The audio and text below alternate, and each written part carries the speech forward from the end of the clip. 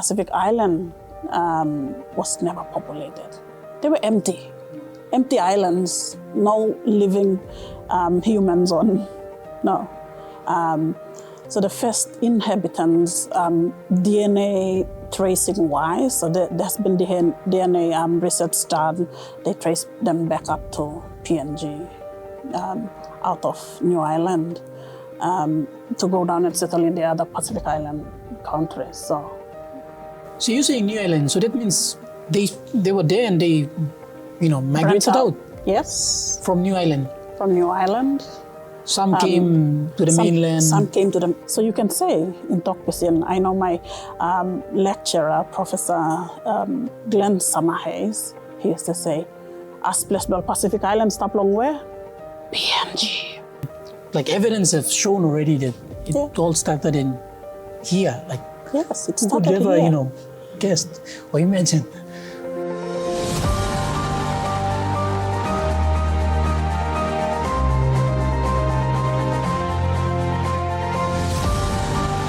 Hey everybody, thank you for joining me on another segment of our podcast. I'm here with Loretta Hasu.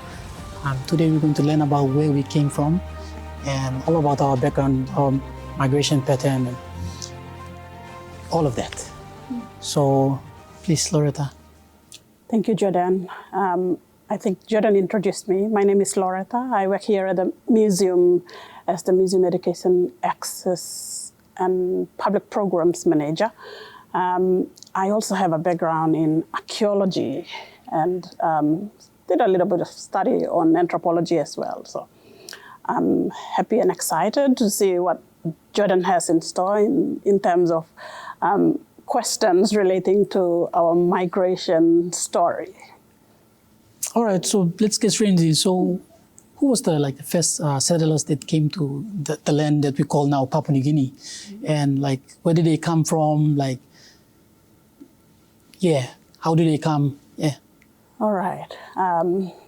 Let me go back. I think, if you look at the human evolution story or the theory of human evolution, I think our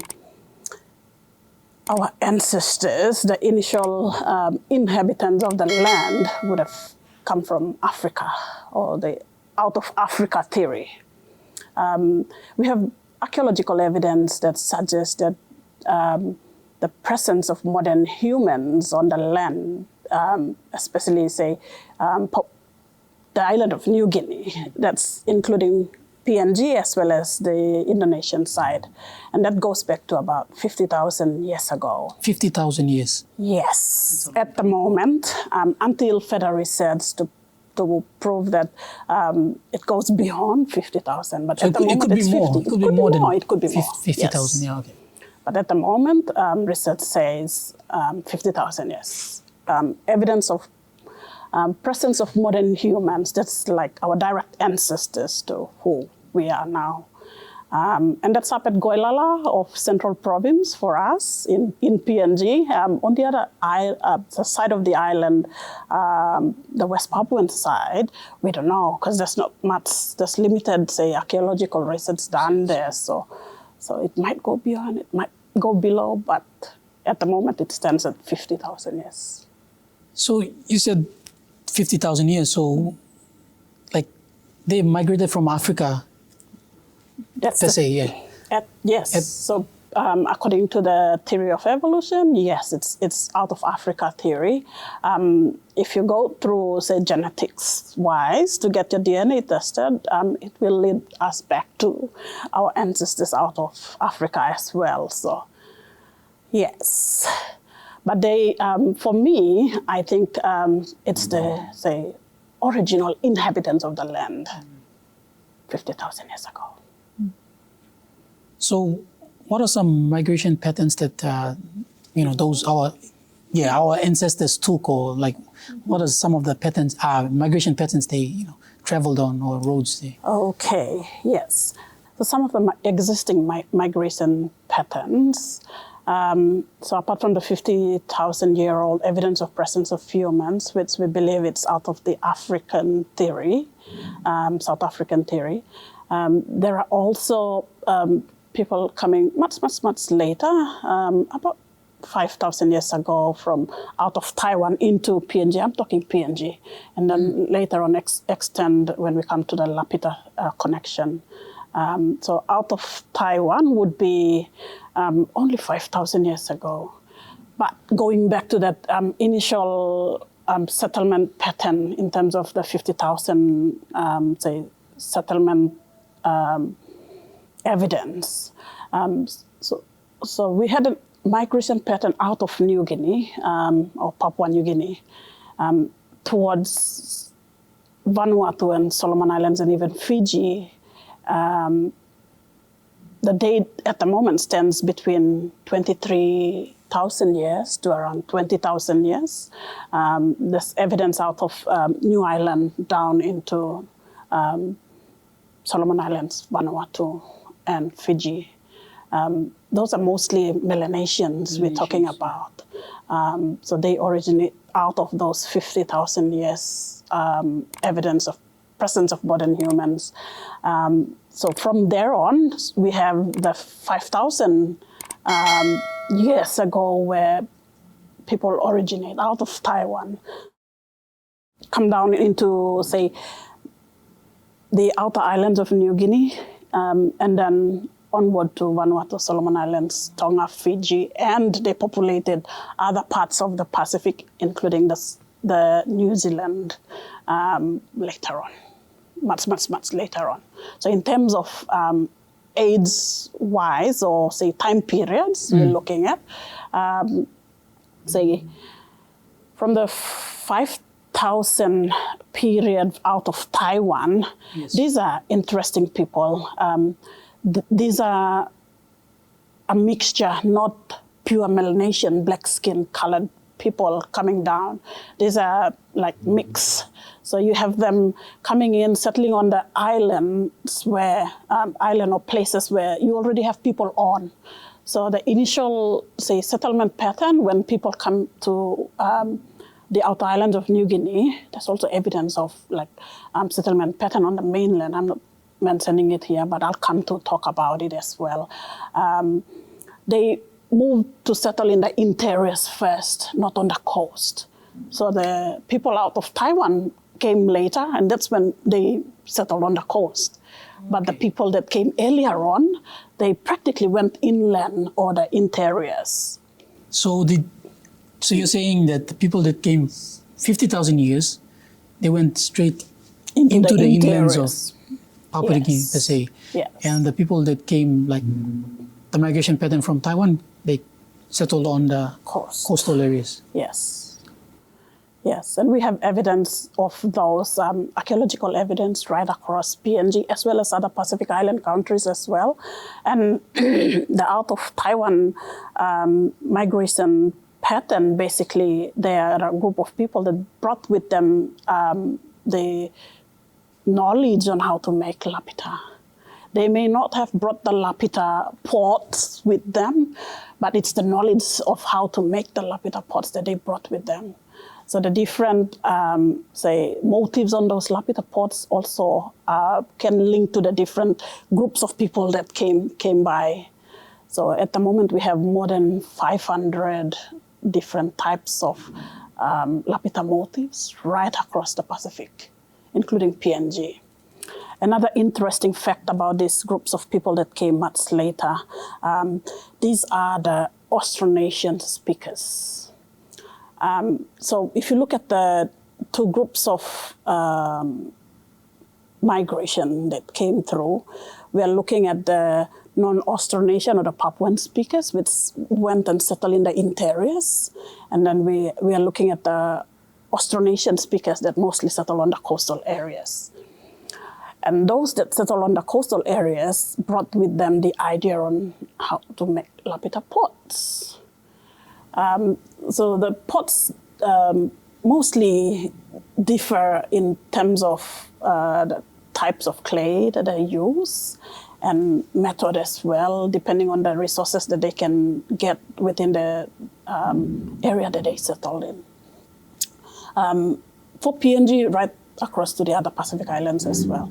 So the the Lapita people, I'm going to give you the... So now we go to the Lapita people. Can you explain where these people come from, where they, originate from? So the name Lapita itself got its name from a archaeological site in Noumea, New Caledonia. So they found this nicely and intricate designed pottery shed. So at that place, so they named the site as Lapita, and because of the motif on it. So after that, similar type of motifs were found in other parts of the Pacific Island countries, including PNG. And so they were trying to trace, they look at the different techniques on how they made those pots, and they believe that it came out of one ancestry. So you're saying that the same pot that was found in New Caledonia is found in like mostly all parts of the same type design and the technique used. It's found in other parts of the Pacific as well. So when they took them for radiocarbon dates and trying to differentiate trying to separate the different settlement patterns, they found out that the initial migration was out of Taiwan into the outer islands of New Guinea, which is the new island, East-West New Britain, and then onward to Vanuatu, Vanuatu, Fiji, Samoa Tonga, Tahiti, and others. And lastly, around 700 to 800 years ago, would be New Zealand. So New Zealand was like the last place to be settled by these Austronesian speakers. So same ancestry that came along most of these coastal areas of PNG as well as other Pacific Island countries. But current research may have changed the idea of them settling only on coastal areas. It's likely that in the past, when these Austronesian speakers came by, they not only settled on New Island, they also came on the mainland New Guinea, on the coastal areas, but it was at a time when the seascape and the landscape we see now never existed, meaning the seascape would have been in the interiors. And over time, you have, say, land. Sorry. So over time, you have, earthquakes and uplift. Natural changes in the environment. That happen. And that's when you have the seascape now moving into taking the position it is today. For example, Medang. Medang, especially in the, say, Bogia areas. So there are evidences in the colonial period where they found traces of Lapita, but not in a lot. It was like one piece at this one particular area, like one particular administrator in Aitape found one pottery shed that is Lapita. They couldn't find a source, or they couldn't find where else would this particular pot come from. So with just that idea in mind, archaeologists went further into trying to look at the different changes in landforms and seascape and the environment in the past. So for Medang's case, especially in the, say, North Coast, you're talking Lower Ramu, that borders with the Pacific, say 4,000 or 5,000 years ago, prior to the coming of the Austronesian speakers, the seascape would have been in the interiors. You're talking some kilometers inland. So that would have paved way for the migration to come through, and the settlement pattern would have been in the interiors. They would settle in the interiors because the seascape was in the interiors. So over, few thousands of years, when we have the upfill and natural changes that happen, that's when now we have the sea. Back. because of the fact that archaeological excavations happened and they've done radiocarbon dates that did not bring the dates to more than 3,000 years, especially in the coastal areas today. So latest research have indicated they found a pottery shed that falls within the period of the coming of the Austronesian speakers, but in the interiors, especially Hayom, Annenberg area of Madang. And that basically indicates that they did not bypass the mainland New Guinea, but the seascape back then allowed them to settle in the interiors. So we may have a similar kind of trend happening, especially with our hula villages as well. And that's still not published yet, but something that we are closely monitoring. It's developing. Okay. Yeah. That's right. Yeah, that's a lot. But it is a lot.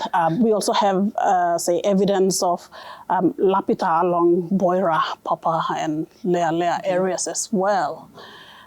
Initially, the theory was that Lapita people came and settled in the offshore islands, meaning if you have an island, for example, central province, you look across and you see Manubada and you see Lolowata, they are offshore islands. That could be a possible ideal island where the Austronesian speakers would have settled in. And Austronesian speakers are people that bring with them the Lapita culture.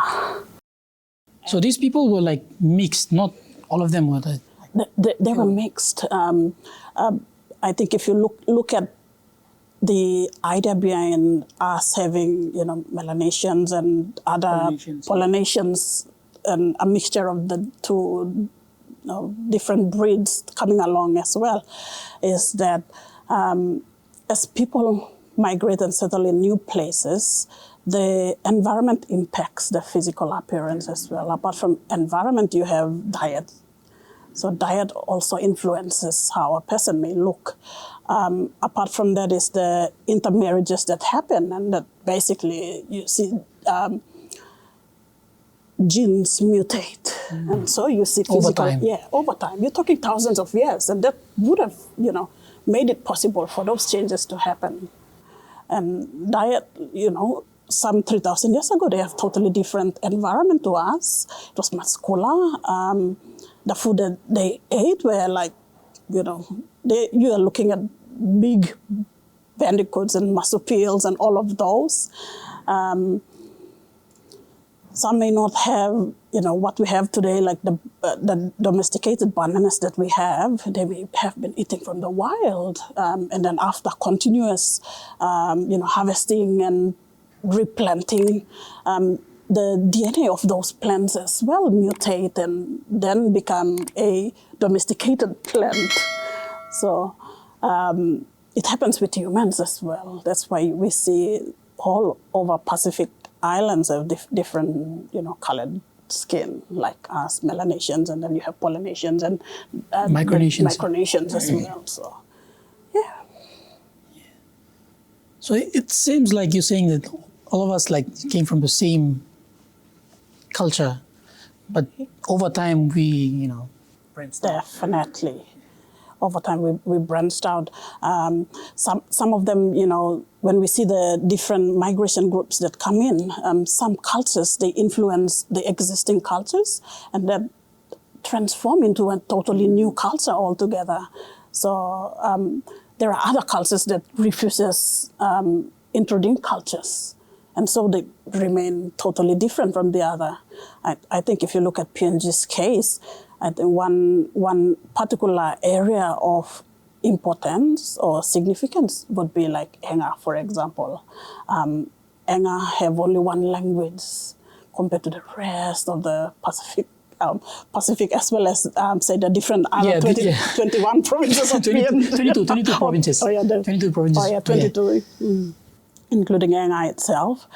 It's because of the fact that the culture back then, or not only culture, but let's say the societal structure, they refuses, say, new things coming through. That's why they still maintain that language.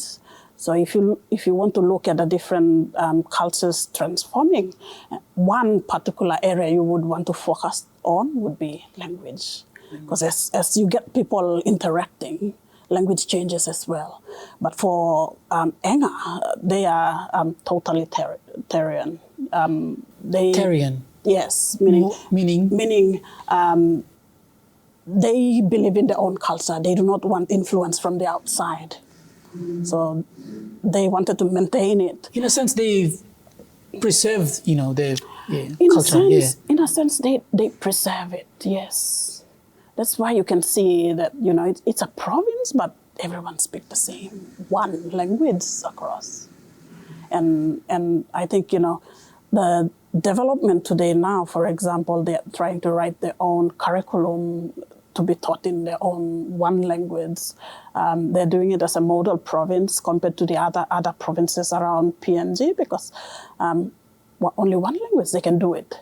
With others, different languages, no, will struggle to get to the standard, their standard. They're leading the way now, but at the same time, once their culture start to accept changes from outside, that's when it will impact their cultural practices and even the current trend where now you see. So yeah. So it's like, I don't want to comment on that. So it's like our culture now in Papua New Guinea. There's other influences like the Western culture and all this. It's slowly. Yes. It's not slowly. It's kind of rapidly, changing. Rapidly changing. Yeah. It is rapidly changing. The way we see things, the way we approach things. Exactly. So if you look at the different, I'm trying to compare Enga to other provinces. I think let's pick up Medang. Yeah. One coastal province. It has more than 350 languages. Right Coast has 200 languages or something. Yes. So you can see that Medang, unlike Enga, they accept anything and any new things that come by their way. I think it's they're fun and loving people, unlike the Enga where they're aggressive and they will have to monitor and then later on choose. Whereas Medang, it's they open their doors and open their hands and welcome everybody that come by and all of those, and you can see a mixture of different languages coming through, and so that plays a part in yes, the way their behaviors too, A concern would be language because most of them are not yet documented. You see, and I think Medang might have 2 or 3 on endangered list now, meaning it will disappear altogether. But yeah, yes, it's worrying. But then you'll see that because of the influence of other languages coming through, you have some of the mixture of vocabs from both the Austronesian and the non-Austronesian language mixed together to form one totally new language altogether, or even only few words from probably Austronesian mixing through with the non-Austronesian. So you said Austronesians. Austronesian, do you mean the people from the Aborigines from Australia too? And when I say Austronesian, I'm referring to the language. So for us Melanesians, we have 2 groups of language that is among us. We have the non-Austronesian or the Papuan language, which is mostly found along the interiors, mostly the mountainous, all the highlands areas of PNG would be Papuan or non-Austronesian, while the coastal areas mostly would be Austronesian, but there are also patches in between where you have the non-Austronesian speakers as well. So the Aborigines of Australia, they also have similar settlement patterns too, where some areas they have, say, non-Austronesian, these are like language that is not influenced by the Austronesian speakers, and not quite similar to the brands of the Austronesian language you find along PNG and the other Pacific Island countries. So I would not want to stress more on that, but focus mostly on the PNG aspect of it. Going back to these Austronesian speakers that came by, these are interesting people that brought with them not only the language, not only the idea on making Lapita pot. They also brought with them introduced species of plants and animals. We have some plants and animals that are native to PNG, and some of them are introduced. So these Austronesians, they brought with them things such as coconut.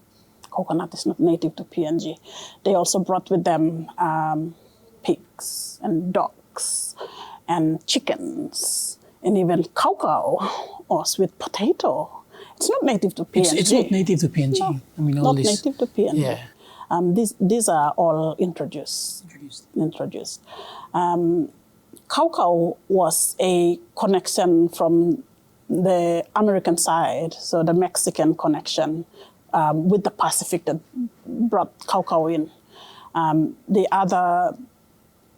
others that I've mentioned, some forms or some types of gallip nuts, paper mulberry, the tree that makes tapa cloth. It's also introduced, and it's a close connection to the Austronesian speakers. Wherever you find Austronesian speakers, you'll also find tapa cloths being used as a traditional attire, as well as the plant being, say, plentiful wherever they settle. So there are other, say, introduced species of the rodents where it wasn't intentional, meaning they didn't mean to bring those rodents, but while they are packing their canoes for the voyage, those rodents happen to hop on because of the food that they loaded on the canoes. And you find them right across the Pacific as well.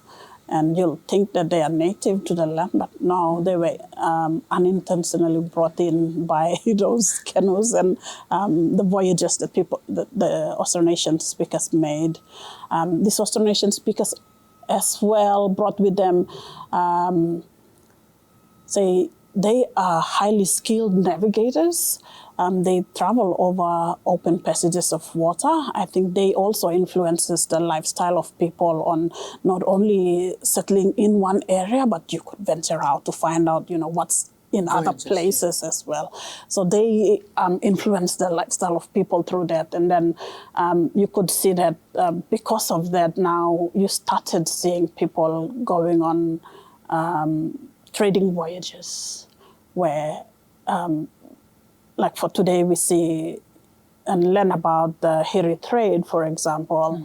For PNG, we have, apart from Hiri, we have the Kula trade that happens in the Masim area, and we also have the Vitias trade that happens along the Bismarck Archipelago, involving East West Ipikmedang Morobe and the outer islands of East West New Britain, Manus, New Ireland. So the Bismarck Archipelago, the Vitias trade happens along that as well. So they are mostly, you could say that, or you could attest the traveling over open passages of water to the Austronesian speakers, and they influences that to happen, I should say. They also brought with them some, new ideas in terms of culture too. I think wherever you see settlement patterns of these Austronesian speakers, you'll find things such as necklaces made out of beads. You'll find fish hooks made out of bones and all of those. Those are like ideas that are not native, but these Austronesian speakers brought with them. So they influenced the... Yeah. And And those are like archaeological evidences found along areas where you find Lapita pots, and you'll also find other, say, material culture like the fish hooks.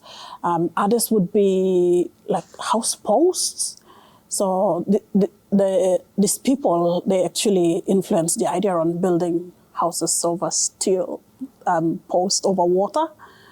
And these are, Austronesian way of living that they influence most of our people here, as well as other Pacific Island countries too, to build houses over water. So we've been talking about Lapita pottery, and like those pots, they use it for like cooking, or what do they use for? Mostly they use it for cooking. There are others that they make, but not for cooking, but for exchanges. So you have exchanges happening wherever they have like plentiful, and others that have less. That's when trade happens. They exchange, and others are used as gifts as well. But because of the fact that they have their own imprints on signages, those motifs there signifies that they belong to this one particular person or a clan or a tribe. And so they had to have it on so that they know that that one belongs to this particular tribe, and it's he or she is exchanging with another to get, items that they don't have. So apart from them using, they also use it for trade and other, say, cultural activities or ceremonies as well. Yeah. So these Austronesian speakers, they mostly, influence the Pacific as a whole. Exactly. And because they were the second people that came by. Yeah, that's right. The second people. Let's say when we look at the time frame, about 3,600 years ago, the whole of the Pacific Island was never populated. They were empty. Empty islands, no living humans on, no. So the first inhabitants, DNA tracing wise, so there's been DNA research done. They trace them back up to PNG, out of New Ireland, to go down and settle in the other Pacific Island countries. So you're saying New Ireland, so that means they were there and they, migrated out. Yes. From New Ireland. From New Ireland. Some came to the mainland. Some came to the mainland. Some went over to the island, New Ireland especially, where there is a big evidence, especially when you talk about archaeological excavations happening, and including DNA research along right through to Pacific Island countries have actually linked that back to New Ireland. Like prior to them,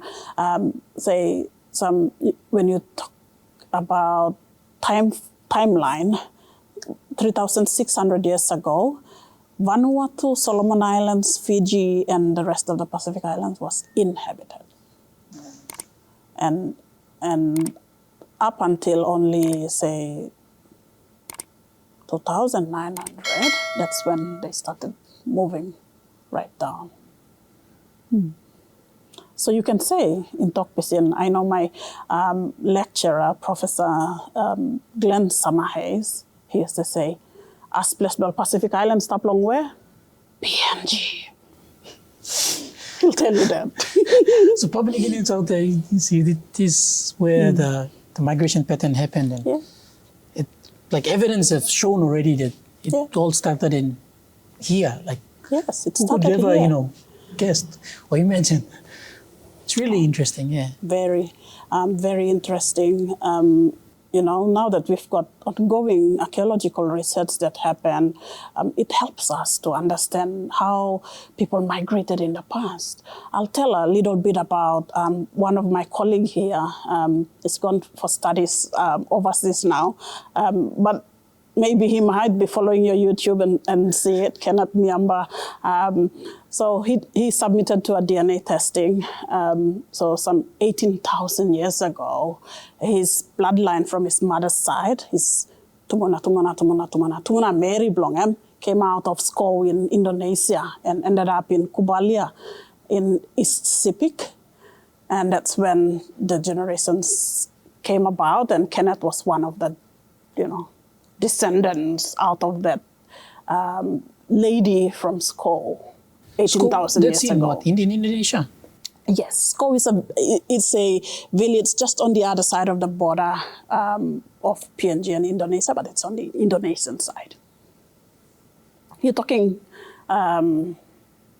close to maybe 50 kilometers from Sko right through to Kubalia, maybe 50, 60. Yeah. There could be a migration pattern there that just travel. Yeah, but you could just imagine, East Sepik, there, and you're talking Sko, then you can imagine at the time when there was movement of people in between those different areas.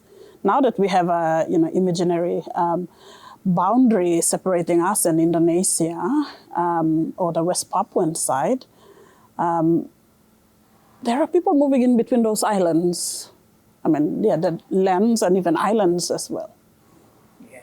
True, like before there was no, like in your words you say, imaginary border. Yes. Like they say they share the same, culture and family and all this. Just really interesting too. It is.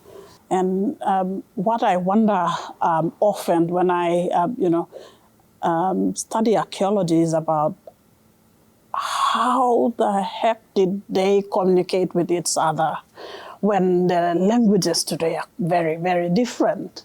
Yeah.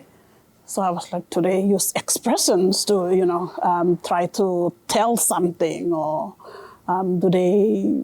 Yeah, I just can't comprehend how it happened, but it happened. But how? It's just a mystery to me still. Yeah. So it's one of those puzzle pieces that us archaeologists still would want to, find out and put together to come up with, one good reason for it. But yeah, to date, there's still... No, it's still there. You look at the, say, material culture of other things displayed at the museum now. I used to refer to the canoe on the other side. Yes. That canoe is used in Milne Bay, especially for trading because it's decorated. But if you look at, say, other canoes that are used for like war, for example, it would not be decorated to that similar decoration it had on that canoe. Usually for war, maybe it would be just a black and white color of some sort, or so that when they're at a distance and people on the hills look out and see them, they'll know that, no, these people are not here for trade. These people are here for war. So, already they're sending the message across, not through the word of mouth, but just through the appearances of different, cultural items that they could see with their eyes. So one of them is that. The other would be like, I wonder in the past on, now we see karamuts and we learn about the different bits that they beat to signal different messages and stuff. But then in the past, for different villages with different messages that they hear with the beating of the garamut itself was also, it will have to take someone to, learn what those messages from the other villages may mean through those beats. So like a translator or something? Yeah, it could. So he could translate from the other village. Village. I think another, say, trend you see with the, different warring villages was that they usually make sure that intermarriage happens in that way. You see, it makes it easier for them to learn of each other's different cultures and ways of how they approach different things. And some of them act as mediators as well as translators as well. So, but like for me personally, the idea about the boats themselves out on the sea, I'm a bushwoman, though. I don't deal with those canoes out on the sea, but, walking around and looking at those metal cultures left behind by them, I always wonder too, like, they don't speak the same language, but what do they use? Okay, you look at those canoes themselves, and I think there's some messages that they send. Maybe make a fire on that canoe and send a message, and they know that, oh, there's a war approaching. So language-wise, it's interesting, especially when you talk about a time when, a time period when it's beyond living memory, let's say. Living memory meaning your grandmother would have no idea of what happened some 2 centuries before her. That's like beyond living memory. If your grandmother's still there and she'll say, oh no, I can only remember my grandmother, her grandmother. Then it's like it's beyond living memory from her grandmother down. So that period is interesting too. I believe, it was the sign languages that they make and how they understood each other. I think, it impacts the way how languages evolve nowadays as well. So in a sense, like when the explorers came, they saw that, I don't know if I'll just say this word, but they say like there was like primitive, but like, but in a sense, it was like a society was already there. Like there was already like laws and exactly. There's customs a living yeah. society. They have, societal structures. You go back to look at people like Manam, where they have chieftaincy still being practiced today. In the past, they also have that. They have, different people that perform different leadership roles, and mothers and kids and everything. Everyone else that does their thing to contribute to it. They have a well-established society. You talk about primitive when you go back to a period when we were still hunters and gatherers. Then you can say, yeah, we were primitive because we were just collecting from the wild and moving on. We had no sense of settling down. But when you talk about a period when people practically settled down, they domesticated plants and animals, it's the beginning of civilization. It's the beginning of life. So people were no longer collecting from the wild. Like, okay, so when the cook agriculture in Mount Again, right? Yeah, if I'm correct, yeah. Western Islands. So that agriculture, when it started, it was the same time as like the agriculture that started in Egypt and Mesopotamia. Yes. It was around the same time. You're talking 10,000 years before present. Wow, isn't that fascinating? It is. And another interesting fact about it, it's because of, it's an independent agricultural practice, no influence from the outside, and it's in the interiors. So, people began civilization at that time. So they were no longer hunters and gatherers. That's in the highlands. While if you look at the coastal areas, I think,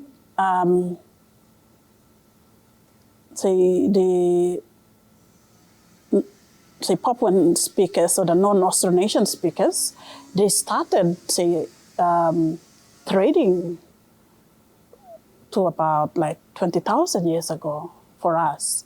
For example, you found, archaeological research have found obsidian from West New Britain, Thalassia, in New Ireland, meaning that they've been trading with New Ireland. So already you have well-established societies where whatever they lack in, that's when they reach out to another society, another place to get what they don't have, and they exchange it with what they have plentiful of.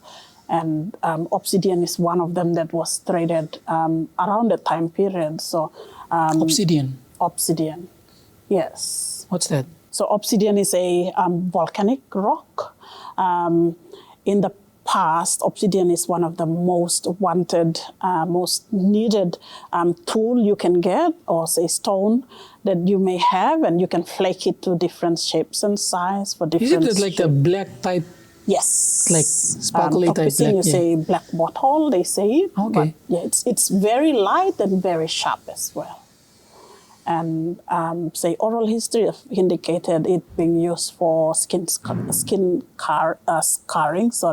cutting skin scarring, as well as shaving. So you can see the purpose of a razor blade being used, or scalpel blade. So it can perform that same function. The same function. So a very useful tool.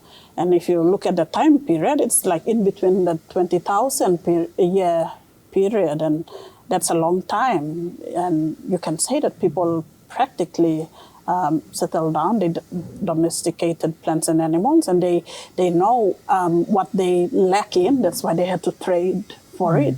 So I'll say if our ancestors were like the ancestors of Europeans, and they knew how to make houses using rocks and stones, we would have plenty of those.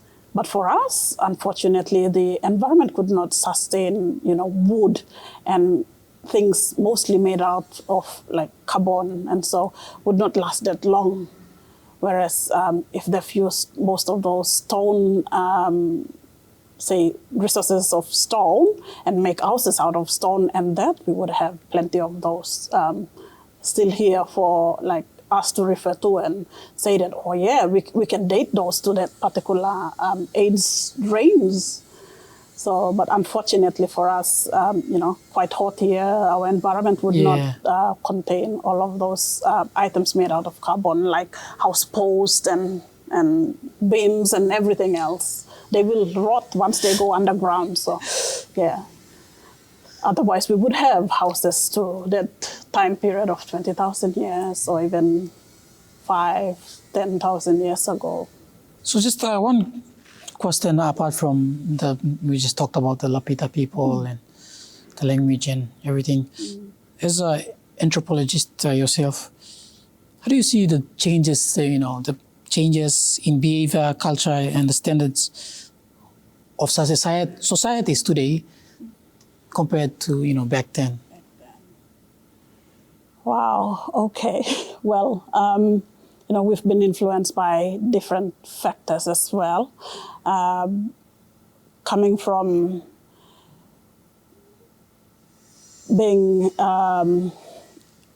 let's say, explored and visited by early, explorers and then traders and all of those that played an, important role in shaping how we've changed our lifestyle, including languages. So it has changed a lot, rapidly, I should say. Maybe in the next few years or so, we might lose most of what may constitute a culture, and one being language. For example, I don't speak my dad and my dad's language, although I could hear them say it, but I could pick out just the words, and I know they might be referring to this, but speaking it, no, I don't. Okay, thank you, Loretta, for joining us on this podcast. My pleasure. Happy to share about our migration story, and maybe others would have a lot of questions to ask, but I'm happy to answer them today. If you have some questions, you can come down to the museum and ask Loretta. She's free. Yeah.